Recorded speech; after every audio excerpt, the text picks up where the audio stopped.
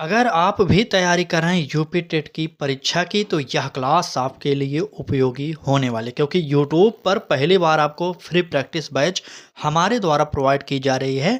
तो चलिए आज की फ्री प्रैक्टिस बैच में क्या पढ़ने वाले हैं। हम पढ़ने वाले हैं सीडीपी, जिसे आप बाल विकास भी कहते हैं। तो चलिए प्रश्नों की श्रृंखला को स्टार्ट करते हैं। अगर पहली बार आए हो तो यह क्लास पूरा जरूर देखिएगा, और जो लोग जुड़े हैं हमसे उनसे एक निवेदन करेंगे वो लोग भी यह क्लास को पूरा ज़रूर देखें।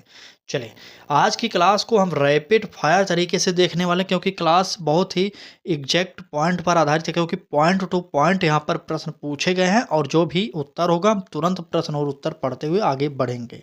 ठीक है, आज की इस क्लास में 2-3 परिभाषाओं को हमने लिया जो कई परीक्षाओं में पूछी जा चुकी हैं बाल विकास की। चलिए पहला प्रश्न देखते हैं। तो कह रहा है कि 20वीं शताब्दी को बालक की शताब्दी कहा जाता है, यह कथन किसका है। ये सब प्रश्न अगर आप जानते हो तो उत्तर कमेंट करते रहिएगा। ठीक है, चलिए क्या पूछा गया था कि 20वीं शताब्दी को बालक की शताब्दी कहा जाता है, यह किसने कहा था। ए ऑप्शन करा है एडलर ने, बी ऑप्शन करा है क्रो एवं क्रो ने, सी ऑप्शन करा है पियाजे ने, और डी ऑप्शन करा है स्किनर ने। चलिए बताइए किसने कहा था 20वीं शताब्दी को बालक की शताब्दी। चलिए जल्दी कमेंट करिए। तो बात करें क्रो एवं क्रो ने 20वीं शताब्दी को बालक की शताब्दी कहा था। आप इनको जानते रहिएगा क्योंकि ये बहुत ही इंपॉर्टेंट मनोवैज्ञानिक थे। ठीक है, तो यहाँ पर उत्तर जो है हमारा बी ऑप्शन सही हो जाएगा। चलिए आगे बढ़ते हैं, अगला प्रश्न देखते हैं क्या कह रहा है।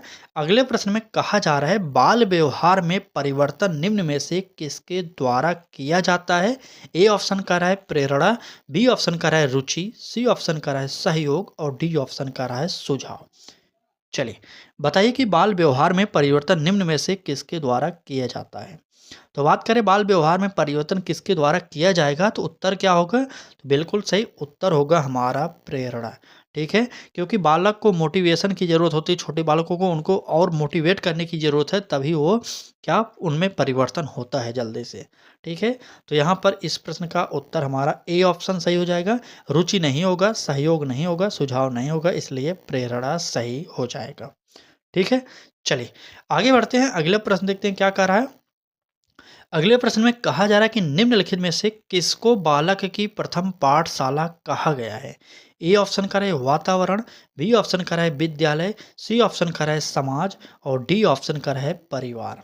चलिए बताइए बालक की प्रथम पाठशाला किसे कहते हैं। आपको नहीं पता तो जान जाइए बालक की प्रथम पाठशाला किसे कहा जाता है, तो वो कहा जाता है परिवार को। अगर आपसे पूछा जाए कि बालक की प्रथम शिक्षिका कौन होती है तो वह होती है हमारी माँ। ठीक है, तो प्रथम शिक्षिका माँ हो जाएगी, उसके बाद और विद्यालय तो परिवार होता है प्रथम, उसके बाद जो होगा समाज पास पड़ोस ये सब आते हैं। ठीक है, बहुत लास्ट में आता है विद्यालय, विद्यालय को ही मत मारिएगा। ठीक है, यहाँ पर हमारा ये गलत हो जाएगा। प्रश्न का उत्तर प्रथम पाठशाला पूछा गया था तो प्रथम पाठशाला परिवार हो जाएगा, डी ऑप्शन सही हो जाएगा। ठीक, चलिए आगे बढ़ते हैं। आगे बढ़ते हैं और कुछ महत्वपूर्ण परिभाषाओं को भी आज की क्लास में हमने शामिल किया था। देखिए 2-3 परिभाषाएं हैं। पहला है हमारा विकास के परिणाम स्वरूप व्यक्ति में व्यक्ति की नवीन विशेषताएं और नवीन योग्यताएं प्रस्फुटित होती हैं। प्रस्फुटित होती हैं, यह कथन किसका है बताइए। क्या ड्रेवर का है, हरलॉक का है, मुनरो का है, या एडलर का है। चलिए किसका है यह कथन, आप जल्दी से कमेंट करिए। तो बात करें विकास के परिणाम स्वरूप व्यक्ति में व्यक्ति की नवीन विशेषताएं और नवीन योग्यता जो होती हैं वह किसने कहा था, वह कहा था हरलॉक महोदय ने। ठीक है, हरलॉक महोदय ने कहा था, इसलिए इस प्रश्न का उत्तर हमारा बी ऑप्शन सही हो जाएगा। चलिए आगे बढ़ते हैं, अगला प्रश्न देखते हैं क्या कह रहा है। अगला प्रश्न में क्लास अच्छी लग रही हो तो लाइक कर दीजिए, चैनल पर पहली बार आए हो तो सब्सक्राइब करके बेल आइकन को भी ऑन करिए, जिससे आपको नोटिफिकेशन मिलता रहे और तैयारी करते रहिए डेली। ठीक है, चलिए अगले प्रश्न देखते हैं। कह रहा है कि बाल मनोविज्ञान वह वैधानिक अध्ययन है जो व्यक्ति के विकास का अध्ययन गर्भकाल के आरंभ से किशोरावस्था की प्राथमिक अवस्था तक रहता है, यह कथन है। यह कथन किसका है बताइए। चलिए, बाल मनोविज्ञान वह वैधानिक अध्ययन है जो व्यक्ति के विकास का अध्ययन गर्भकाल के आरंभ से किशोरावस्था की प्राथमिक अवस्था तक करता है। यह कथन किसका है? स्पेंसर का है, स्कीनर का है, क्रो एवं क्रो का है, ड्रेवल का है। चलिए, इस परिभाषा को बताइए। देखते हैं कितने लोग उत्तर दे रहे हैं। देखिए, परिभाषाएं भी पूछी जाती हैं यूपी टेट में बाल विकास के अंतर्गत। 2 परिभाषाएं तो कम से कम आपको पूछा ही जाएगा पेपर में। ठीक, तो बात करें इस प्रश्न के उत्तर की, तो यह परिभाषा किसकी है? तो ये परिभाषा भी हमारी क्रो एवं क्रो की है। क्रो एवं क्रो की परिभाषा यूपी टेट बहुत पूछता है। आप पिछली परीक्षाओं को देखिए, जो भी परीक्षाएं में प्रश्न पूछे गए हैं परिभाषाओं से संबंधित, वहाँ पर ज़्यादातर प्रश्न जो पूछे गए हैं वो पूछे गए हैं क्रो एवं क्रो से। ठीक है, ये आप जानते रहेगा। इस प्रश्न का उत्तर जो निकलेगा सी ऑप्शन हमारा सही हो जाएगा। चलिए, आगे बढ़ते हैं। अगले प्रश्न देखते हैं क्या कह रहा है। वंशानुक्रम व्यक्ति की जन्मजात विशेषताओं का पूर्ण योग है। यह कथन किसका है? चलिए, यह प्रश्न जो परिभाषाओं से हमने लिया था, यह हमारा लगभग आखिरी प्रश्न होगा। उसके बाद हम और इम्पोर्टेंट प्रश्नों की चर्चा करने वाले हैं। ठीक है, तो बने रहिएगा पूरी क्लास लास्ट तक। चलिए, बताइए, वंशानुक्रम व्यक्ति की जन्मजात विशेषताओं का पूर्ण योग है, किसका होगा? वुडवर्थ का होगा, वी एन एंग का होगा, या पीटरसन का होगा, या इनमें से कोई नहीं होगा? कमेंट करिए। चलिए बताइए, चलिए जल्दी से कमेंट करिए कौन सा हमारा उत्तर सही होने वाला है। नहीं नहीं, कमेंट आप करेंगे तभी तो पता चलेगा कौन सा उत्तर हमारा सही होगा। बिल्कुल सही, जो भी लोग उत्तर बी ऑप्शन को दे रहे हैं उनका उत्तर बिल्कुल सही है, क्योंकि वंशानुक्रम व्यक्ति की जन्मजात विशेषताओं का पूर्ण योग है। ये हमारा वी एन एंग का है परिभाषा, और यह परिभाषा बीटीसी की किताब से लिया गया है। ठीक है, वहाँ पर जो किताब में उत्तर बताया गया था इन्हीं को बताया गया था। वैसे तो बी एन झांग भी इसका उत्तर होना चाहिए था। एक नाम और जान लीजिएगा, बी, ठीक है, बी एन झा। ठीक है, एक नाम इनका भी जानिएगा। ये परिभाषा सेम टू सेम इन्होंने भी दिया था, थोड़ा सा चेंजिंग होगा, इस समय याद नहीं आ रहा, लेकिन मेरे हिसाब से इन्होंने भी यही परिभाषा दिया था। ठीक है, दोनों लोगों का आपको नाम याद करना पड़ेगा, क्योंकि यहाँ से बी एन यंग, देखिए बी एन तो सही है, यंग मतलब हो सकता है यहाँ पर मिसप्रिंट किताब में ही था वो, तो यहाँ पर झा भी आप समझिएगा। ठीक है, लेकिन जो बीटीसी की किताब में उत्तर दिया गया था ये यही दिया गया था, इसलिए हम इस प्रश्न का उत्तर बी एन एंग को मानेंगे। ठीक, लेकिन नाम दोनों याद करेंगे आप लोग, झा को भी याद करिएगा। ठीक है, यहाँ पर यंग के जगह पे झा रहे तब भी उत्तर यही होगा। चलिए, फिलहाल आगे बढ़ते। देखिए, हम जो प्रश्न करा रहे हैं ना, आपको एकदम ऑथेंटिक किताब से करा रहे हैं, ऐसे नहीं है कि इधर उधर से उठा ला रहे हैं। बीटीसी के प्रश्नों को हमने देखा, किताबों को देखा, वहाँ पर ज़्यादातर थ्योरिकल पढ़ा मैंने, उसके बाद आपके लिए यह प्रश्न प्रोवाइड कर रहा हूँ। ठीक, चले अगला प्रश्न देखते हैं। तो कह रहा है कि मैकडूगल ने अनेक अध्ययन किस पर किए हैं? क्या चूहों पर, मटर पर, बालकों पर, इनमें से कोई नहीं? चलिए, कमेंट करिए कि मैकडूगल ने अनेक अध्ययन किस पर किया था। तो आप सभी जो भी लोग दे रहे हैं उत्तर, वह गलत हो जाएगा। चूहों पर भाई स्किनर ने किया था। ठीक है, चूहों पर स्किनर महोदय ने किया था। ठीक है, और मटर पर प्रयोग किया था ज़्यादातर मैकडूगल महोदय ने, आप जानते रहिएगा। ठीक है, मैकडूगल ने मटर पर प्रयोग किया था, इसलिए हमारा इस प्रश्न का उत्तर जो निकलेगा बी ऑप्शन सही हो जाएगा। ठीक, चलिए आगे बढ़ते हैं। अगला प्रश्न और देखते हैं। एक महत्वपूर्ण परिभाषा यह भी है, पूछा जा रहा है कि यह पूछना निरर्थक है कि व्यक्ति के विकास के लिए वंशानुक्रम तथा वातावरण में से कौन अधिक महत्वपूर्ण है? दोनों में से प्रत्येक पूर्ण रूप से अनिवार्य है, यह कथन है। तो बताइए, यह कथन किसका है? ए ऑप्शन कर रहा है वुडवर्थ, बी ऑप्शन कर रहा है क्रो एवं क्रो, सी ऑप्शन कर रहा है कूले, और डी ऑप्शन इनमें से कोई नहीं। चलिए, कमेंट करिए और उत्तर बताइए जल्दी से। क्या कहा गया था प्रश्न में? फिर से पढ़ लीजिए, नहीं समझ पाया तो फिर से पढ़िए ना यार, अभी तो सामने है, पढ़िए और उत्तर दीजिए। चलिए, यह पूछना निरर्थक है कि व्यक्ति के विकास के लिए वंशानुक्रम तथा वातावरण में से कौन अधिक महत्वपूर्ण है? दोनों में से प्रत्येक पूर्ण रूप से अनिवार्य है। बात करें इस कथन की, तो यह कथन भी क्रो एवं क्रो की है। मैंने कहा ना, यूपी 10 में सबसे अधिक पूछा जाने वाला परिभाषा है, तो वह मनोवैज्ञानिक है। कौन? क्रो एवं क्रो।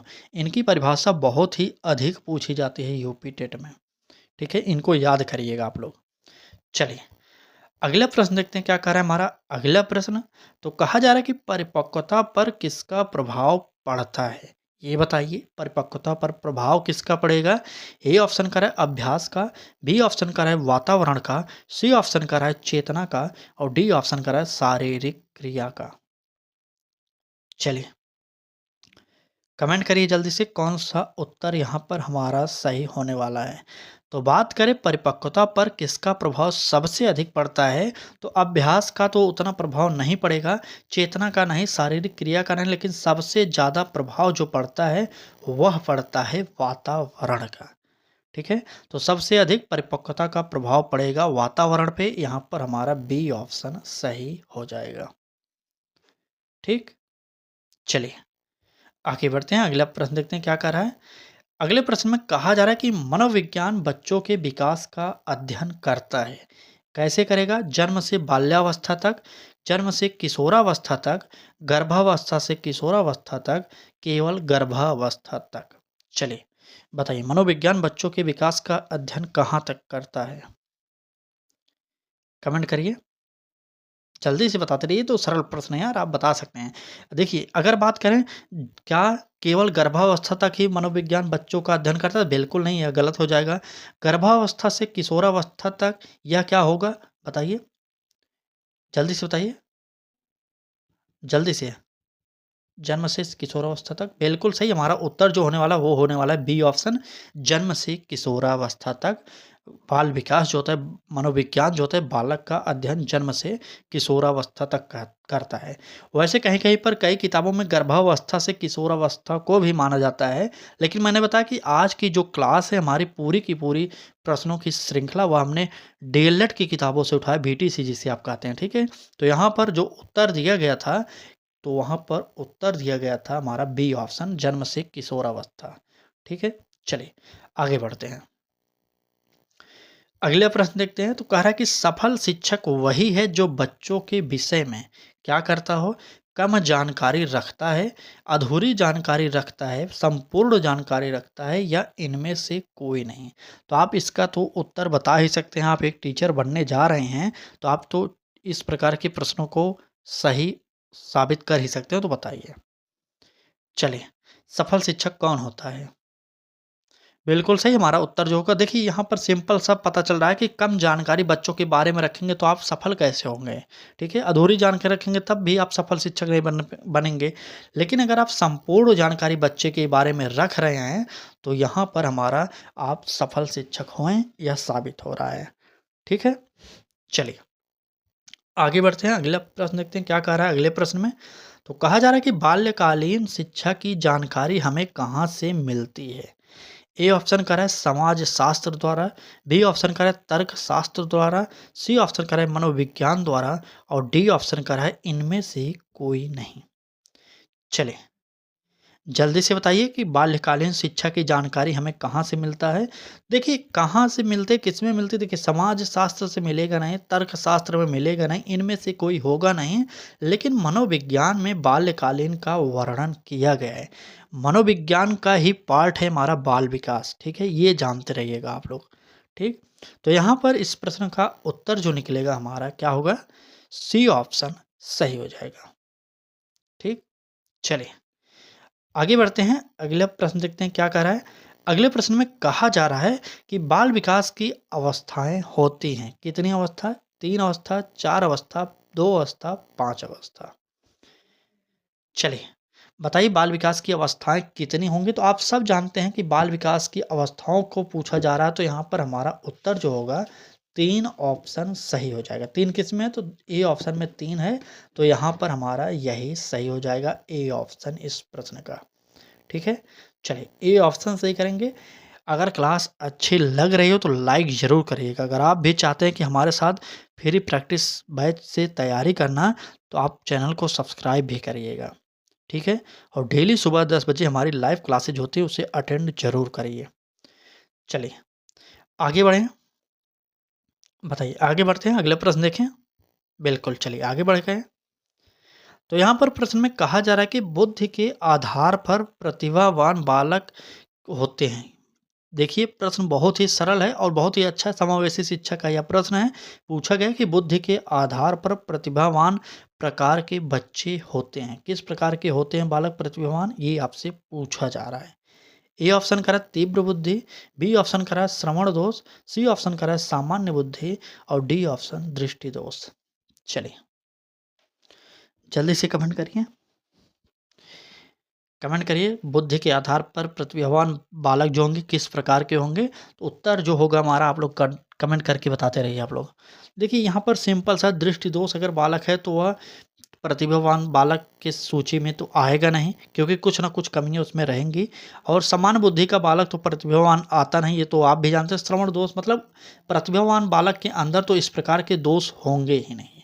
अगर आप प्रतिभावान बालक की बात करें तो उसकी बुद्धि जो होती है बहुत ही तीव्र होती है, ये आप जानते रहिएगा।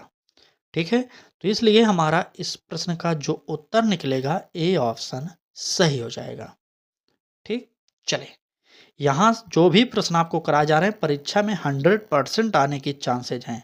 ठीक है, बाकी एग्जामिनर लास्ट समय में क्या करता है वो तो उसके ऊपर है, लेकिन हमारी तरफ से जितनी भी कोशिश की जा रही है कि परीक्षा में प्रश्न सेम टू सेम फंसा दिया जाए। ठीक है, चलें प्रश्न देखते हैं क्या पूछा जा रहा है प्रश्न में। तो कह रहा है कि प्रतिभाशाली शब्द का प्रयोग उन 1% बालकों के लिए किया जाता है जो सबसे अधिक बुद्धिमान होते हैं। यह कथन है। कैसा कथन है? ए ऑप्शन करें कार्ल सनिक का, बी ऑप्शन करें स्किनर का, सी ऑप्शन करें वाटसन का, डी ऑप्शन करें पियाजे का। चलिए प्रतिभाशाली शब्द का प्रयोग उन 1% बालकों के लिए किया जाता है जो सबसे अधिक बुद्धिमान होते हैं। तो बताइए यह कथन किसका है? चलिए कमेंट करिए, कमेंट करिए कमेंट। बिल्कुल सही अगर बात करें इस प्रश्न की उत्तर की तो यह उत्तर जो होगा हमारा स्किनर महोदय हो जाएंगे। ठीक है, स्किनर ने किस पर प्रयोग किया था? चूहे पर किया था। आप लोग ये जानते रहिएगा। ठीक है, तो प्रतिभाशाली शब्द का प्रयोग उन 1% बालकों के लिए किया जाता है जो सबसे अधिक बुद्धिमान होते हैं। यह कथन स्किनर का है। मैं 2-3 बार पढ़ दे रहा हूँ, इन परिभाषाओं को आप याद कर लें यहीं क्लास में ही। ठीक, तो चलिए बी ऑप्शन यहाँ पर हमारा सही हो जाएगा, स्किनर महोदय। आगे बढ़ते हैं, अगला प्रश्न देखते हैं। अगले प्रश्न में कहा जा रहा है कि प्रतिभावान बालक जन्म के समय सामान्य बालकों से कितने इंच अधिक लंबा होता है? बताइए प्रतिभावान बालक जन्म के समय सामान्य बालकों से कितने अधिक इंच लंबा होगा? 1.8 इंच, 1.7 इंच, 1.9 इंच, 1.6 इंच। चलिए कमेंट करिए कितने इंच लंबा होगा। बिल्कुल सही अगर बात करें प्रतिभावान बालक जन्म के समय सामान्य बालकों से कितना लंबा होता है तो वह लंबा होगा 1.7 इंच। ठीक है, बी ऑप्शन हमारा सही हो जाएगा 1.7 इंच। चलिए आगे बढ़ते हैं, अगला प्रश्न देखते हैं क्या कह रहा है अगले प्रश्न में। अगले प्रश्न में कहा जा रहा है कि कितने बुद्धिलब्धि वाले बालकों का सामान्य विद्यालय में सुधार नहीं किया जा सकता। वैसे तो कितने भी बुद्धिलब्धि वाला बालक हो, कितने कम हो, लेकिन उसका सुधार किया जा सकता है। लेकिन मनोविज्ञान एक ऐसे प्रश्न को रख दिया आपके सामने जिसमें विवाद बहुत होता है। ठीक है, लेकिन हमें पढ़ना तो पड़ेगा क्योंकि यह सिलेबस में आपके दिया गया था प्रश्न, मतलब किताबों में दिया गया था, इसलिए हमें यह भी पढ़ना पड़ेगा। चलिए 70 से कम, 80 से कम, 60 से कम, 50 से कम, तो मतलब कितने बुद्धिलब्धि होगी तो उसमें सुधार नहीं किया जा सकता। चलिए बताइए चलिए कमेंट करिए उत्तर क्या होगा। बिल्कुल सही अगर आपकी 70 से कम बुद्धिलब्धि है तो आपके अंदर सुधार नहीं किया जा सकता, मतलब आपकी बुद्धिलब्धि का सुधार नहीं किया जा सकता। ठीक है, तो यहाँ पर इस प्रश्न का उत्तर जो होने वाला है वो होगा हमारा ए ऑप्शन सही हो जाएगा। ठीक, चलिए ए ऑप्शन को सही कर लीजिए और आगे बढ़िए।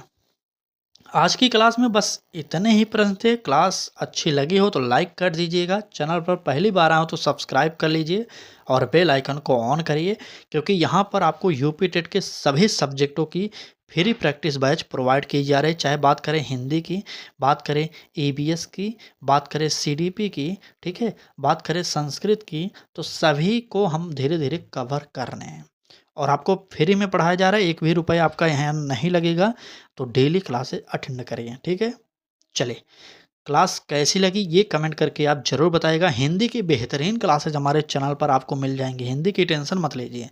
हिंदी तो 30 में 30 मारना ही है आपको और सीडीपी 30 में 30 मारना है आपको। 2 सब्जेक्ट हमने टारगेट किया है, आप हमारा सहयोग करिए और हम आपको दिखाएँगे किस प्रकार आप पाएँगे, ठीक है? चलिए, बाकी कैसी लगी कम क्लास बताइएगा, कल फिर मिलेंगे एक नए क्लास के साथ, तब तक के लिए धन्यवाद।